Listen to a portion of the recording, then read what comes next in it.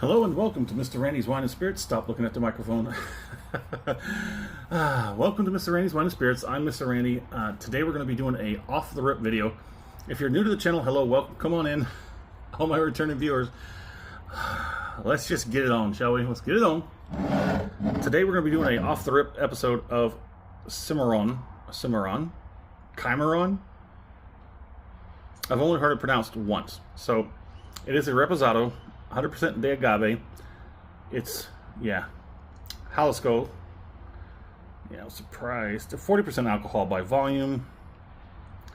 Imported by those guys out of California. There's nothing on the backside. They put everything on the front label. I like the aesthetics.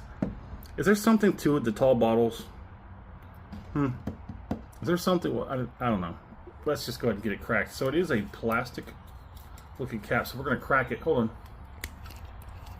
That was it happened. Okay, it did.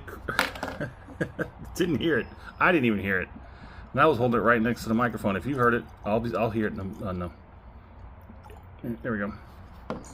So why do I like Reposado more than the Blanco? Because there's a little more characteristics from the barreling, the resting.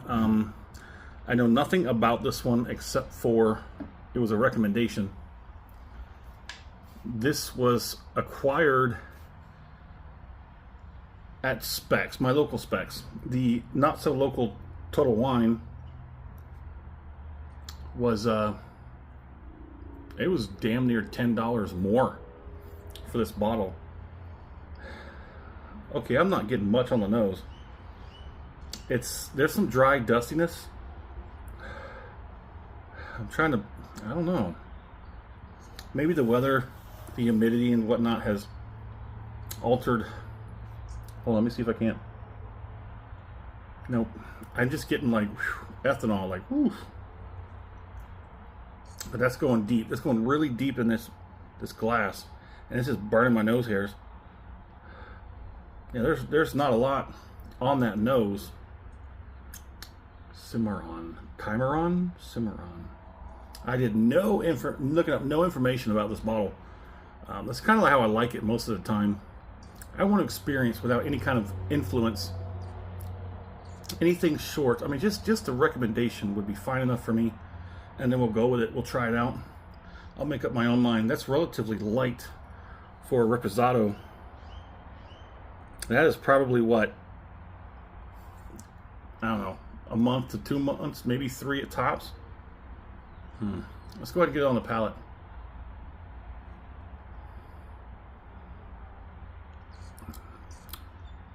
Interesting.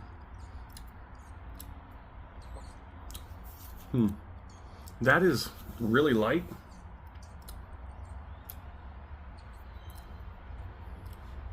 Yeah, cultivated in Jalisco. Pre-fill section. Okay, yeah. That's weird. It's really light. It's really light. Let me get one more. We'll go, just speed it through. Let's go.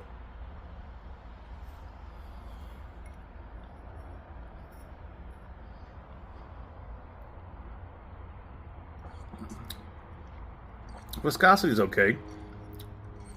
I mean, it's pretty good. I'd say it transfers well enough on the mouth, or in the mouth and on the palate. There's just a little bit of roughness, some spicy, some oakiness coming on the sides of the tongue, and the cheeks and the jowls. There's like a dry cardboard sort of esque feeling on the tongue, but it's not offensive. It's not horrible. It just kind of goes with the territory sometimes.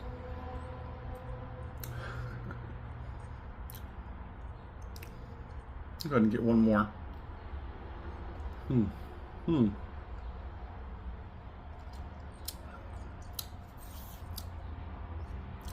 Very light oak, very light cinnamon, very light caramel, very light vanilla.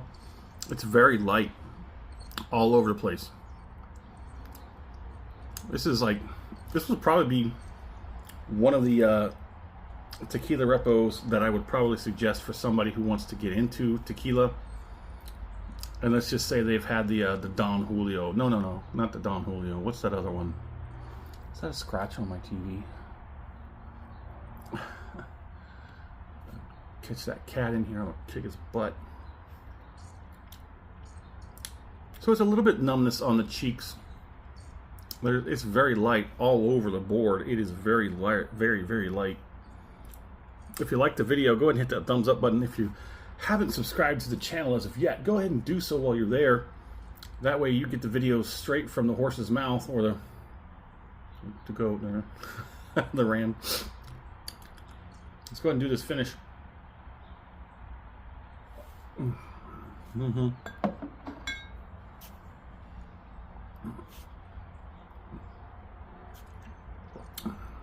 On the finish, I get more oak. I get more caramel lined with some vanilla with just the softest bit of cinnamon. This is very light. And it's very, let's say the viscous is more towards a syrup than a water. It's not too thick, but it's just thick enough to make me think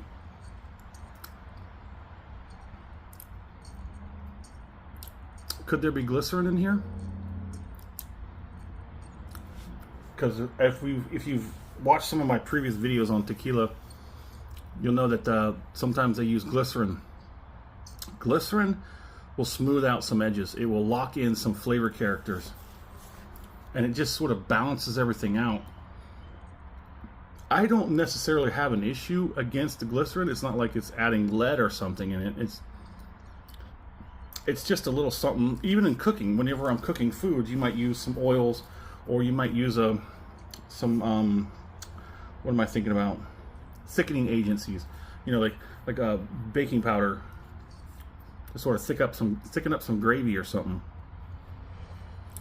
So I guess I'd be absolutely fine with adding some glycerin to stabilize, you know, the tequila. I'm fine with that. That's really light though.